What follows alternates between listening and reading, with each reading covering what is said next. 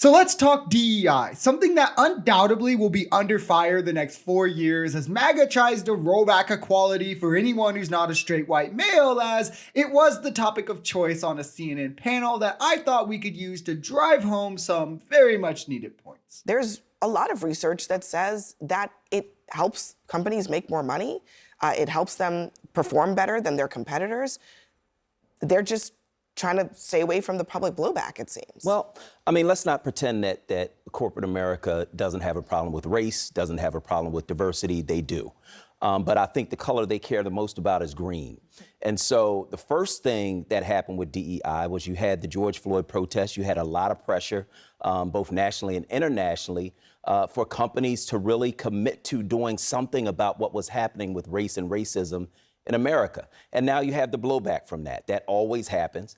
We see it historically, that whenever there are advances where race and other matters of diversity are concerned, there are always blowback. This is spot on. DEI has been around for about 60 years, but it was the momentum it gained after the George Floyd protests and the support that made it more mainstream that caused this blowback we're now seeing from anti-civil rights proponents who want to strip black people of equality at any chance they get, where now they try and label any black person as DEI and scrutinize their qualifications. But again, when Trump is appointing unqualified people, it's because we can't trust qualified doctors or teachers or anything else. Only black people in jobs should merit then be questioned. Where this falls apart is qualifications for a job are subjective. That subjective determination is typically built around what a boss thinks will help his business the most in terms of like making more profit or whatever. And extensive research shows that companies with DEI practices make more money. So if hires are bringing in more money to a company, they're clearly qualified for the job and were good hires. But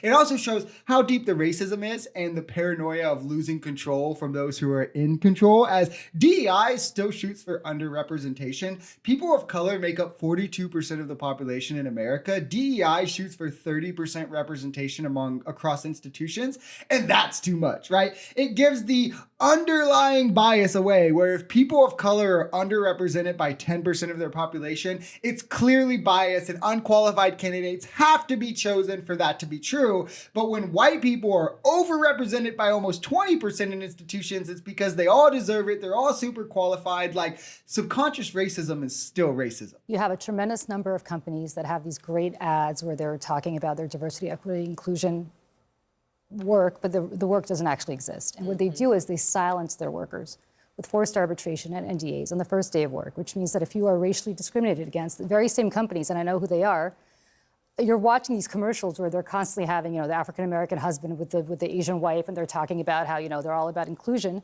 And in reality, what they're doing is they're telling their African-American workers or their female workers or their gay or lesbian workers, keep your mouths shut, because you have an arbitration clause or an NDA and you can't talk about what's going on at this company.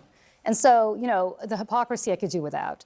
And actually, we're launching in January a corporate rating system that would be able to tell you which of these companies silence their workers. I think that is the key to making sure that you have a diverse workforce, because by doing these silencing mechanisms, they're driving out the very people they pretend to want to enfranchise. And the sad reality of it is this is a wonderful point that she's raising. I mean, you can even see this with Trump, right? It's happening again in this term, but to use his first term for an example that's fully fleshed out, he'll hire women as staffers or aides, he'll appoint a few in his cabinet, and his base is like, oh, look, they said he was a misogynist, but he's hiring women. And then it comes out that they were all like forced to sign NDAs and had horrible experiences that they could only then tell after years and thousands of dollars invested into legal battles. And the same could be said for these corporations, where again, it's just however the wind blows to make money. Like, even if they're doing these DEI practices, typically the discrimination in the company still exists. That's why Trump wants to do away with these agencies that prosecute discrimination, because again, he wants these to go away. I mean, if they can raise the profit line, if a corporation can raise their bottom line by selling Black Lives Matter shirt and having a black cashier,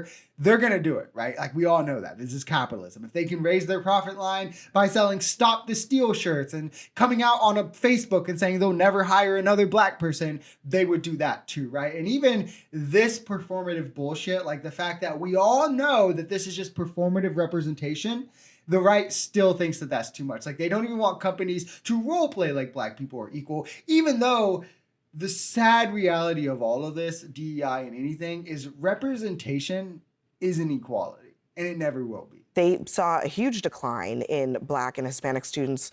They enrolled 19 first-year Black students, 3% of the class, the lowest number since the 1960s. The school also saw a steep decline for Hispanic students, just 39 students, a fall from 63 back in 2023. So there's been a clear decline as a result of, this is the affirmative action ruling from the Supreme Court. I mean, I think some universities were using these policies to discriminate against Asian students and other kinds of students. So, pick your discrimination. Who do you want to be discriminated against? Wouldn't the fair way to do it would be to say, we're going to look at everybody's test scores, we're going to look at everybody's applications, and we're going to do it agnostic of race, and we're going to let the most talented and the most accomplished students come to our universities. Okay, there's a few things to point out here to start. Affirmative action did not discriminate against other races. Asians, Hispanics, and whites were all still vastly overrepresented in college and college admissions. This is a lie that the right stirred up in hopes to be like, oh, look, the left discriminates. They can't say anything to us because they're doing racism. It isn't actually borne out in any data. People who say this will never show you any actual numbers to back it up. It's just like, but what about the Asians? And the other very important point is how you know that these people don't really care at all about unfair admissions or merit or any of these things is they never rage against legacy admissions. Legacy admissions disproportionately benefit white students, and it's like unqualified students lots of the time. It's like kids with lower test scores getting into these high, like prestigious colleges because their uncle bought the library wing 30 years ago. MAGA never brings this up. This isn't what they want to circulate as a mainstream argument because it all comes down to, again, wanting to strip arguments away from people of color, and they feed it to their masses in different ways and they eat it up every time, right? And the way that you can notice this is they don't care about merit. Meritocracy, it's so weird because a couple of years ago, meritocracy used to be the left-wing position, right? Lefties used to be the one that said, like, America should be a meritocracy, right? How hard you work should determine what you make. Those who are working 60 hours a week at McDonald's should probably make more than the people who are just invested in a McDonald's and not putting any hours into it, right? Meritocracy is a left-wing position, but the right has adopted it in race. And this is how you know, right? This is what I'm talking about, how you know it's racism and it's all about race and it's about bias because they only bring it up tied in with race. Can you name any position, any argument the right has where they're like, but merit, but when it's a white person? Like, no, merit is something that where they realize, okay, well, we're not really comfortable with black people, being represented more and like all of this, but like racism is pretty shunned nowadays. It's not like we can't really just do racism anymore like we did with the Southern strategy in the 80s. So how do we package this? And they realize they can be like, well, okay, black people aren't as smart or qualified and subconscious biases will allow people to eat this up and it's worked for them, right? It's meritocracy when a black person wants equal opportunity, but it's like, oh well, when the plumber who works way harder and more hours than the venture capitalist makes 1/100th of what he makes in a year. Like, it makes a lot of sense. Like, the reason for affirmative action, and I'm saying this as if like the racists who are against affirmative action actually care, but we'll say it anyway.